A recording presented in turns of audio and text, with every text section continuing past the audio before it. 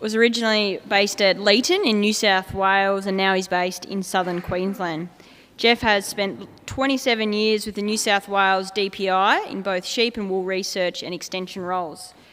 He initially was involved in some of the first ultrasound scanning and development work of lambing management protocols still used widely throughout the industry today.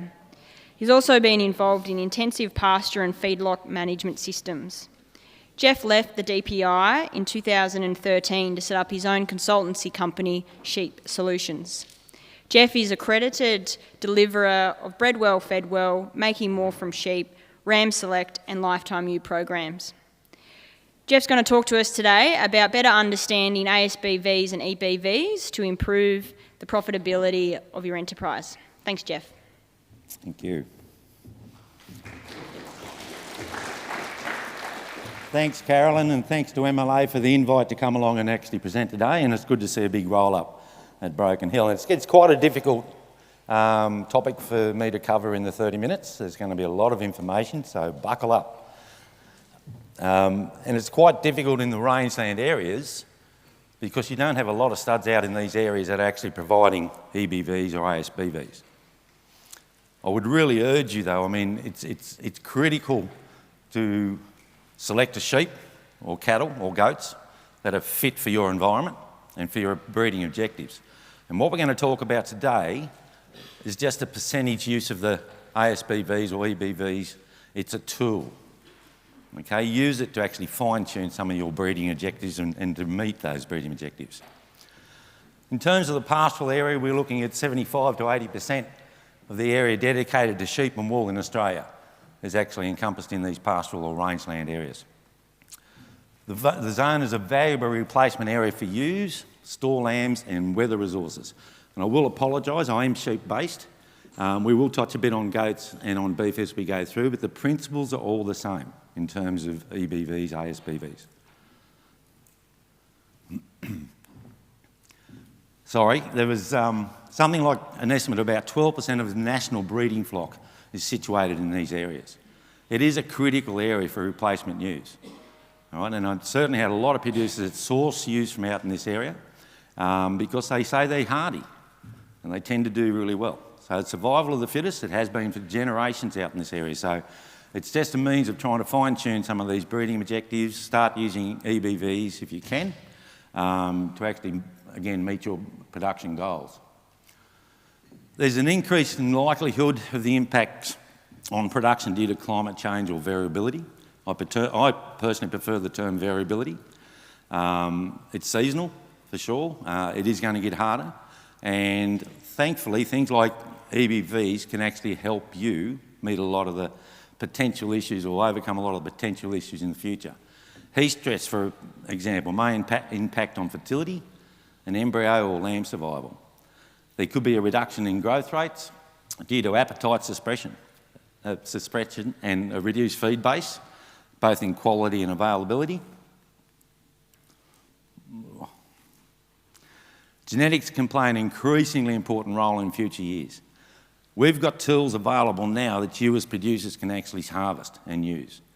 And a lot of these options, things like selecting for improved growth rate, fat and eye muscle. Seth mentioned more focus on eye muscle in the future, and it's got some real benefits in terms of survival and ewe efficiencies, production efficiencies in the future.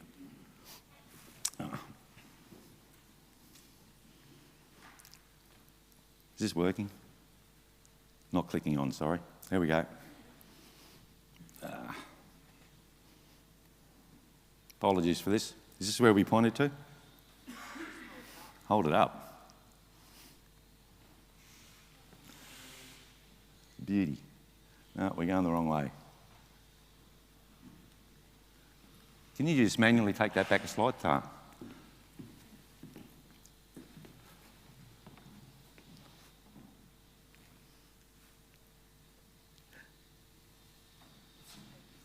And I was worried about going over time. If you keep talking, we'll get the guys. It's good now, is it?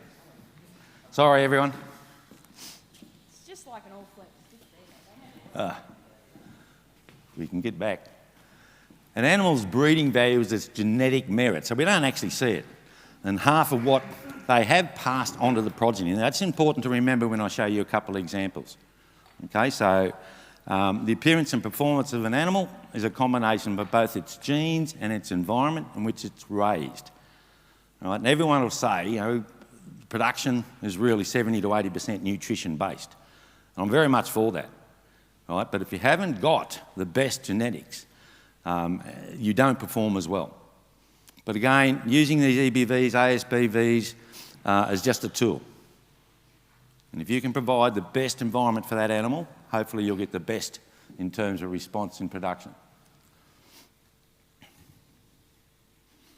So what influences an animal's performance? There are things like, this is killing me. No. Can we get another one or check the batteries, please? Dale, can you open my laptop top there and grab one of these? Things like feed are all going to influence an animal. Their age, whether they're born as a single or a twin.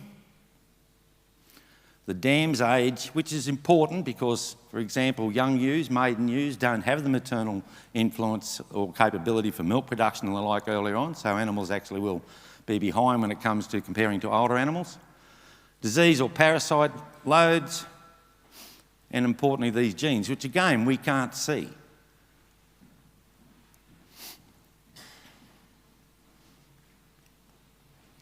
So what are EBVs or ASBVs? Estimated breeding values, or EBVs, and Australian sheep breeding values, ASBVs. They're generated from pedigree and performance data of a size, progeny and family. Raw measurements are taken of the animals and adjusted for differences in the environment, such as at birth date, the type of birth, whether they're born as a single, a twin or even a triplet, the age of the dam, the sex of the animal, rearing types, were they reared as a single or a twin. They might have been born as a twin, and we can get that information from scan data, but they may well only come through as a single. So they've had a little bit extra growth, if you like, because they're not competing against a sibling for the milk. And management groups. So what the whole program tries to do is to take all the background noise out, all the environmental noise out, and tries to take it so every animal is born as a single on the same day and raised in exactly the same way. Okay, so, and that's hard to sort of get your head around, but it works. And one of the beauties in the sheep job in particular is that, as was mentioned earlier, that we can actually compare between breeds within groups, where they can't so much in the beef or the goat side. Which of these would you buy?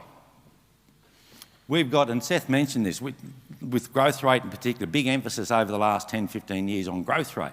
But what unfortunately that does is give us a heavier or higher mature weight size. And we've got this big is better mentality. We don't need to, particularly if you understand ASBVs or EBVs. I took that photo at a white Suffolk stud where we had a ram select workshop. To give you a bit of an example of what sort of influences you're going to have, this is from merino lambs. If it's born as a single out of a maiden ewe, we expect a weaning weight somewhere around 29 kilos.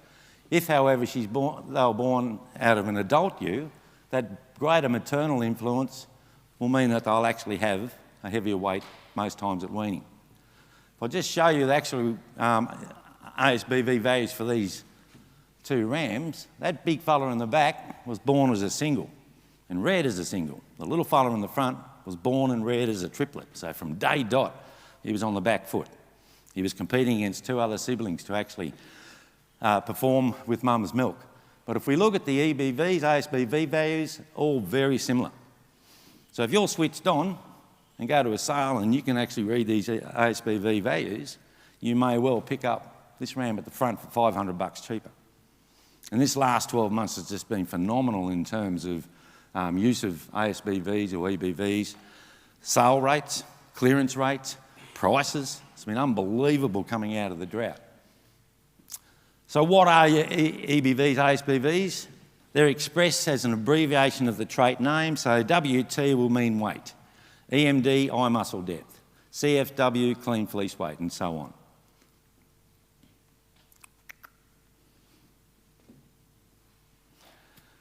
In the sheep job, traits are based around 0, okay? And that's the baseline from back in the year 2000 for the merinos. And for terminals, it goes back to 1990. Okay, so we compare them to 0, which is basically when they started doing the majority of this analysis. They're expressed either as positive or negative, deviations from the average, and negative ASBVs are not always bad. For example, WEC, worm egg count. A really high negative value means that that animal, or the progeny of that animal, are going to have higher resistance to worms. So negatives aren't always bad. Negative for fibre diameter means the fleece fibre diameter of the progeny will tend to be finer. So they're not always bad. So what traits are available? I'm not going to go through all these. Just throwing up the bit of an idea. That's for the sheep job. There's a lot of meat production traits, a lot of wool production traits. There's parasites with the worm egg counts and the like.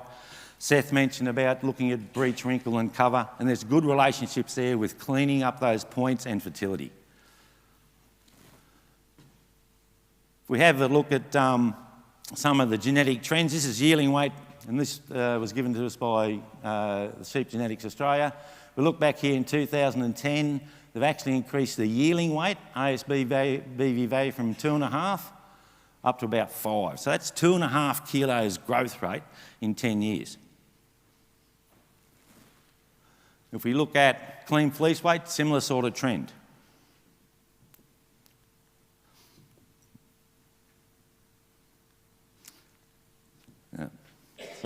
Breech wrinkle, similar sort of thing. Post-weaning weight, we've used the terminals here, for example, or terminal shedders. So we're talking there about Dorpers, Australian whites, if you find any of those in the program and that sort of thing. So we have definitely getting genetic progress. And that's important all up. In terms of the beef side, similar sort of traits. They have a hell of a lot of traits actually that can be actually selected on. They've got things like net feed intake in feedlot situations. We need to get down that way in the sheep job. Look at net efficiencies, but there's ways and means of doing it through correlated traits, which I'll explain in a second. On the goat job, similar sort of things. You've got birth weight, weaning, post-weaning, yearling weights, all this sort of thing, lean meat yields. There's a lot of traits there that you can use. The important thing is not to focus too much on one trait and don't spread yourself too thin by selecting too many traits. Usually 3 or 4 traits, a nice balance of those is the way to go.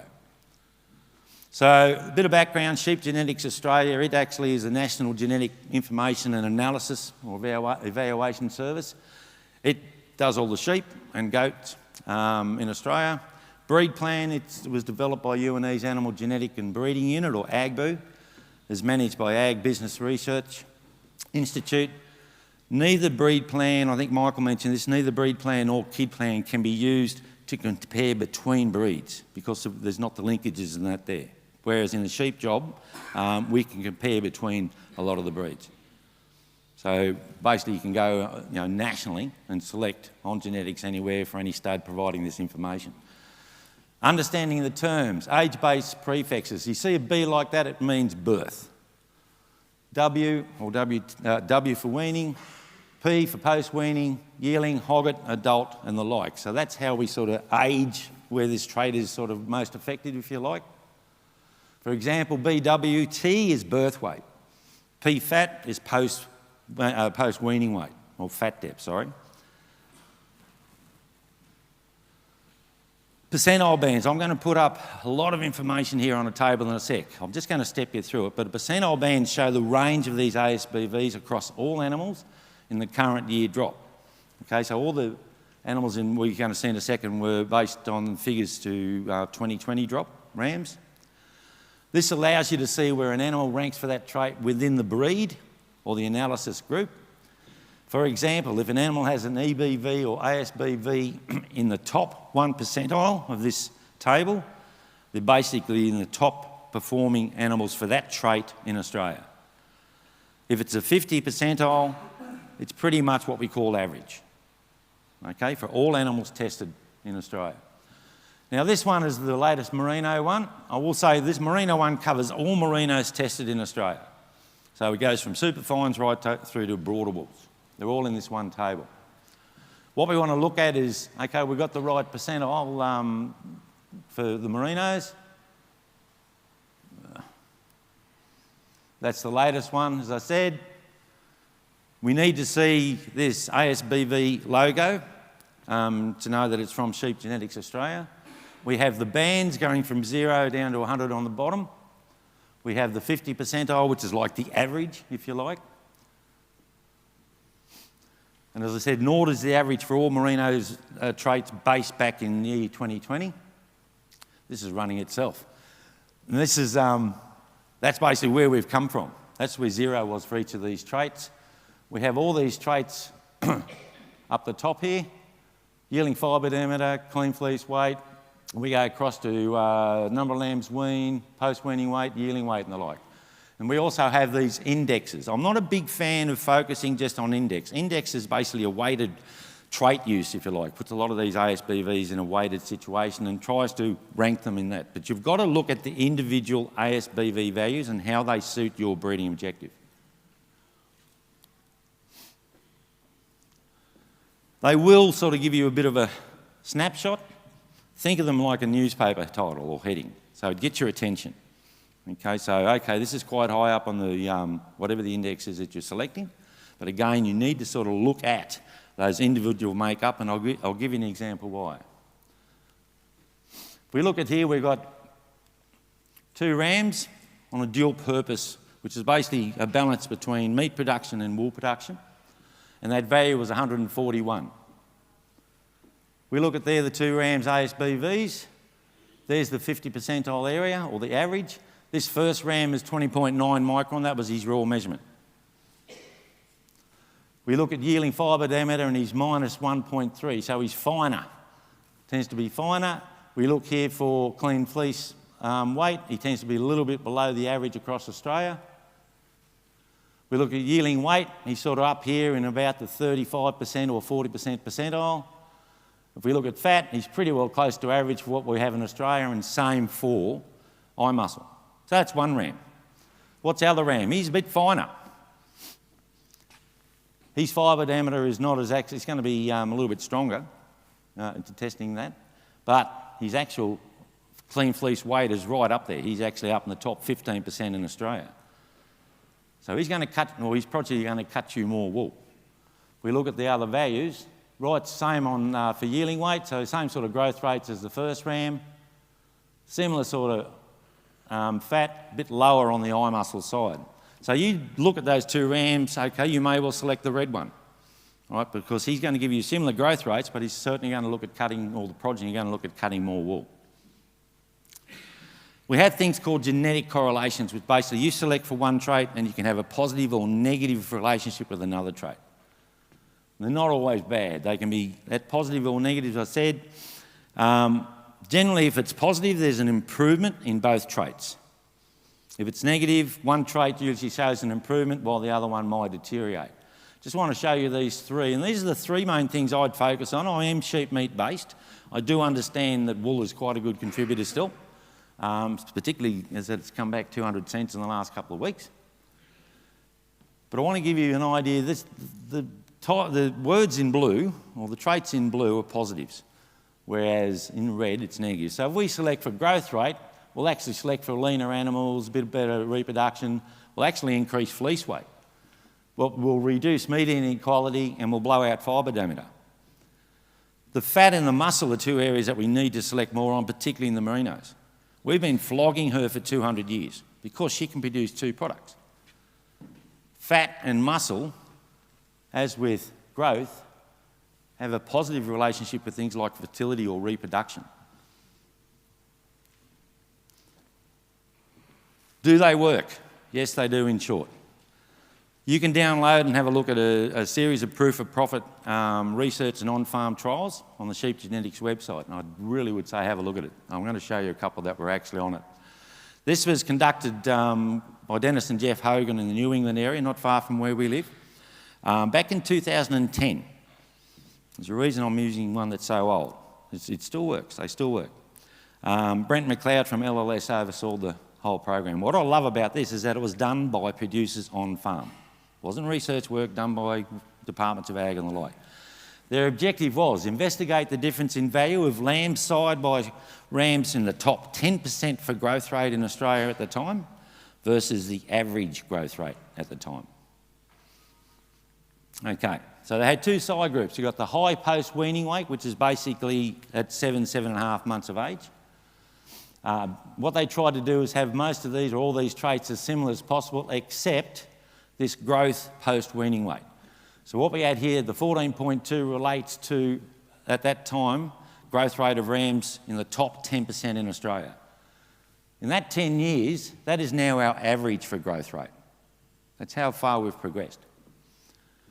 So what's the response? Remember I said before, half the genetics comes from the sire. Half comes from mum. So we've got to take that into account. So what we do is say 14.2 from the sires, this was the average of the other group, so 14.2 minus 7.7 is 6.5 kilograms difference.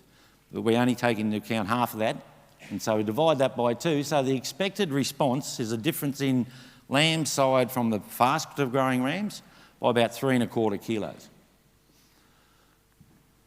They checked the live weights at 3 different times, and around about that post-weaning weight, around that 6.5, 7 months or so of age, that was the average weight of the two groups. Can you remember what the predicted response was? 3.25 kilos.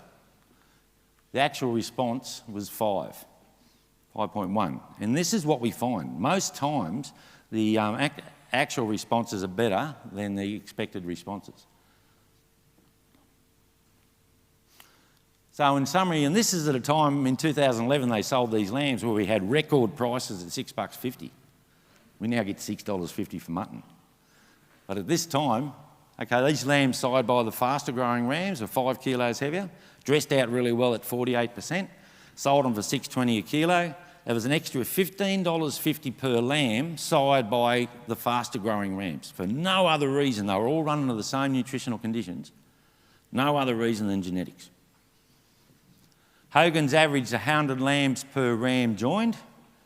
That returned an extra $1,550 per ram from one joining.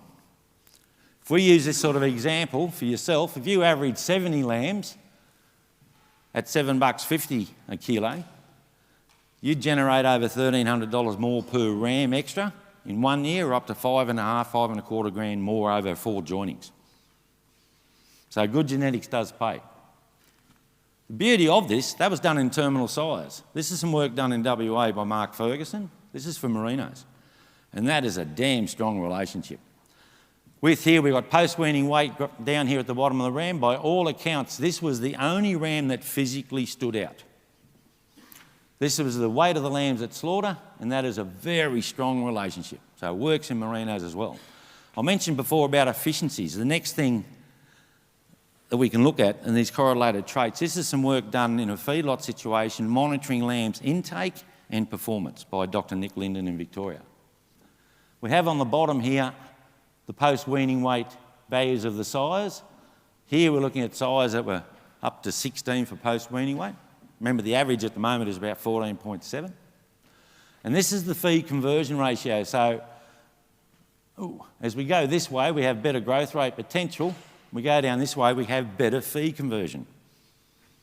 Quite a strong relationship there. You select for growth rate, you improve feed conversion.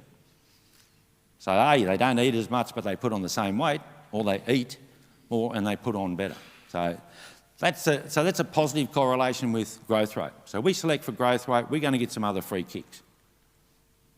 This is some work that Mark Murphy in Queensland, not that far from us, took on his own back. And what we're looking at is 2 axes here. We've got weaning percents down this side, but for these 2 lines we're looking at here, we're looking at the fat and eye muscle depth ASBV values. Now, to give you a bit of an idea, this is merinos. So these are the sires. Rams at this end of the spectrum were really good for eye muscle and fat. Rams at this end of the spectrum were pretty well down in terms of eye muscle and fat ASBV values, probably back to where we were in the year 2000. So what impact did that have? This is the impact, and we read this one from the weaning percent on this side. Lambs side from rams at gave genetically more fat and eye muscle survived. There was a 20-odd% difference in weaning rates between rams or lambs side from rams at this end versus this end. 20% difference in weaning percent, driven mainly by hardiness, internal fat stores of the lambs when they were born, and the eye muscle, which is a fantastic energy reserve. The last I'll just show on this one is 2 rams. These 2 rams had exactly the same WEC, or worm egg count value, of minus 30%. But with those, this ram A had 100% weaning and this ram here had 79%. Even though they had the same ASBV value, lamb side from rams that had better eye and better fat were able to survive, in this case, a pretty bad year for Barber's Pole. So there's flow-on effects for selecting for not just growth, but for fat and eye muscle. So what's a ram worth? It's been hard this last 12 months because, yeah, it's been big dollars. But to be honest, they make such an impact on your whole system, they're worth paying the extra dollars for, and I'll give you some examples. If we actually look at what they cost you in terms of per lamb, let's say, okay, you've paid $1,500 for a grade ram, produces 70 lambs over 4 joinings.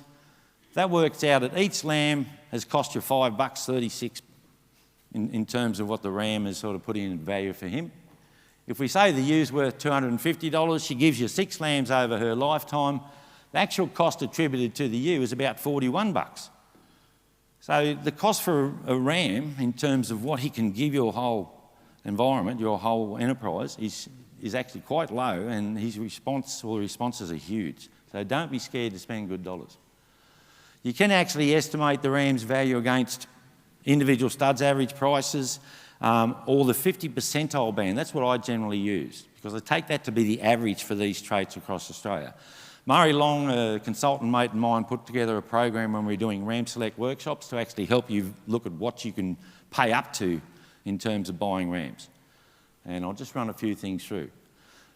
Probably will reiterate that you've got to have structural soundness, and it's got to be fit for purpose. The whole animal, the selection, particularly on the merino side, you've got to make sure the wool quality and everything is okay for your environment. You've got to make sure the animal's sound. And again, ASBVs are just a tool that you can add to your whole selection process. But pay for predicted performance. Now, using this program, I'll just quickly step you through this one, and then all 4 graphs are pretty much the same. We have 3 lamb prices. I've said $6.50, $7.50, which to my terms is probably the long-term average we're looking at. And we look at $8.50 when we sell these lambs. This on the left-hand axis is the extra dollars you can pay per ram above an average ram, which we're valuing at $1,500. So a 50 percentile value ram, we're valuing him at $1,500. The grey bars are post-weaning weight in the top 15% in Australia. The brown bars, if they're the top 25%, the blue bars if they're the top 35%. So we're comparing against 50 percentile. If we look here at, say, $7.50, which again I think is a long-term average, that ram there with these figures in the top 25%, you could pay $1,734 on top of $1,500 that you pay for that ram to start with, before you're better off just buying the run-of-the-mill average ram, because he gives you that much more. Comparing rams from the top 15% to the top 35%, you can afford to pay $400 odd more for rams in that top 15%. Do you understand? So in this case, you can pay up to, $1,000 ram base. So in this case, you'd pay up to $2,700 for that ram based on his genetics and his growth rate, percentile. If we look at the shedder side, similar sort of thing. It certainly pays to actually buy on genetics because you get it back. You get it back. So don't be scared to pay big dollars for big rams. Again, these values here are on top of the $1,000 that you start with. I've just got a 2-minute warning there, sorry, so I'm going to have to go through. By all means, this will be downloadable from the MLA website and the like anyway, but we've also got the report or the paper that we put in the proceedings. There are opportunities to improve your bottom line through using these EBVs and ASBVs within pastoral areas.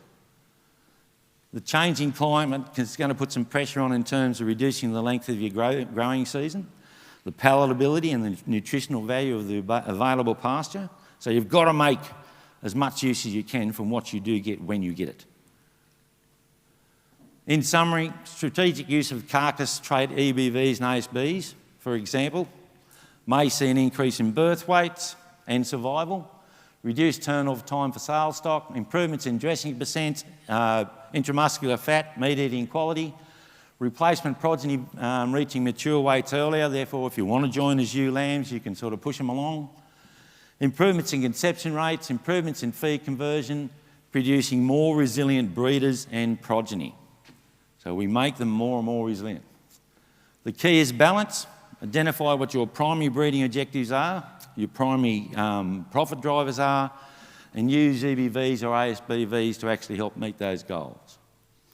So have a clear, measurable breeding objective, select replacement size on structural and genetic merit, place emphasis on those traits that are important to your operation, including the targeted markets. I will just say, I've been telling people for 5 years, most times you are better off selling your lambs as store lambs. You make more of a profit that way than trying to finish them, particularly in these areas, and you are a very important store lamb area. Just a list there of tools and resources that you can actually go to if you want to look a little bit more into ASBVs and EBVs. Thank you. Thanks, Geoff. Thanks, Geoff. We've got a few questions on the Poll Everywhere app, and if you've got a few yourself, raise your hand. Felicity's also got the microphone. So one question is, what is the uptake been like among young producers using EBVs and ASBVs? Look, I think it's been great. I've been out of the department for 7 years. A lot of times we'll actually canvass the age of the group that we're actually presenting to, and we're averaging around mid-40s. Right? Now, the average producer's age is into the 60s, according to AB. So we've got a lot of young producers coming. They're interested. They're more akin to understanding what these are all about. And more are taking it on themselves to actually help Dad out now with the breeding objectives and using them. So they are definitely using more. And another one we've got online, how do I choose which traits to select first? Yeah, it's difficult. Look, again, I said I'm meat-based, and to be honest, if we look at the gross margins on a sheep side, and I do apologise, I can't cover beef and goats in the one talk as well, but similar sort of thing is, if you look at the gross margins, all enterprises are principally driven by meat prices. The only enterprises in Australia, sheep-based ones, that are making more money out of wool would be superfine or ultrafine operations. And sheep meat is still a huge component of that. Surplus sheep sales, as Seth mentioned. It's huge. If you can wean 110%, that helps with your selection, helps with your saleable animals, and helps your bottom line. I would always base, first and foremost, looking at things, even in a merino operation, growth, put some emphasis on positive fat and eye muscle, because there's some big positives coming that way. And certainly look at your wool, main wool parameters. But again, don't spread yourself too thin. 3, 4, 5 as a breeding objective would probably be the best way, or the most you should go to.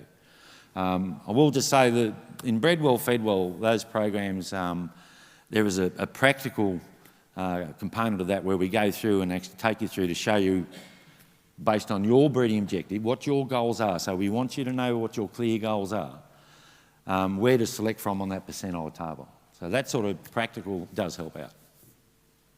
And Geoff, you service this region every now and then. Is there anything planned to come back to the Broken Hill region in the next 12 to 18 months to run any of your workshops? Or if anyone's interested, do they just come up and speak to you? Or what's the best channel to love go to. through? We pretty well go where the work takes us. And I've got a real softie for the pastoral areas. A lot of our recommendations that have come out of Lifetime U and Bred Well, Fed Well have really been generated and based in the inland areas. And a lot of people out here probably won't use those recommendations, like I can't see anyone out here lambing ewes in mobs of less than 100. You know, but we can adapt to that. And there's ways and means of doing it and improving the bottom line out here. So to answer the other part of the question, potentially, yeah, we've been looking at running some workshops out here in conjunction with LLS and the Duddy Association on reproduction in particular. So hoping sometime in August we might be back out. Is there any questions from the floor while we've got Geoff up here? No? Everyone's gone a bit shy again. Thanks, Geoff. Everyone, round of applause for Geoff Duddy.